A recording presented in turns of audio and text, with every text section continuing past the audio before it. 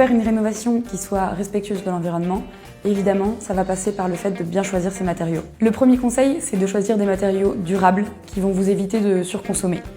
Le deuxième, c'est de choisir des matériaux qui vont être produits le moins loin possible de vous.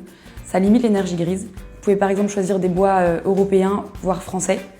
Et le troisième conseil, ce serait de choisir des matériaux dont la toxicité est la plus limitée possible. Ça, c'est à la fois pour l'environnement et à la fois pour votre santé. Alors, pour parler d'exemples concrets, le premier point important, c'est de bien isoler son logement. Vous pouvez choisir des isolants naturels biosourcés.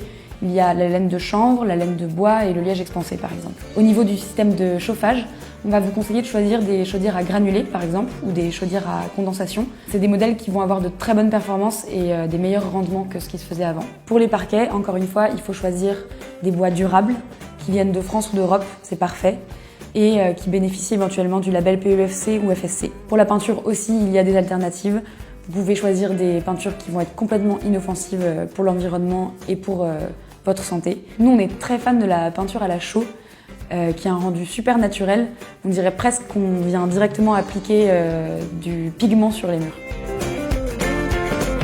Le mieux, dans tous les cas, c'est de revaloriser quelque chose qui existe déjà. Et c'est pour ça que notre gros coup de cœur, ça reste Celency, qui est une brocante en ligne et qui du coup permet de revaloriser des centaines de pièces de déco et d'avoir un intérieur qui soit complètement unique et très respectueux de l'environnement.